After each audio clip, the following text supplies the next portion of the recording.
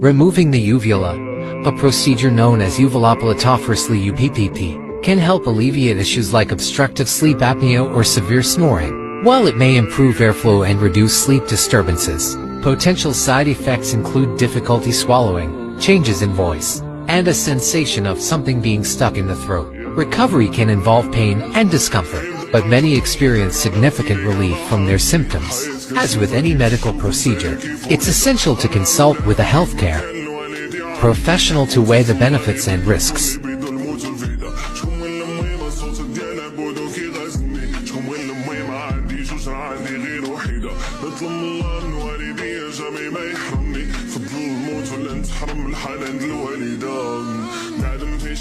نبقى ديما فرادي نخدم وندير النية هادي حاجة أكيدة ماشي مشكل ديال الغلط عاودو بوطو ماشي عادي غنبقاو غير تلاميذ جام يكونو أساتذة.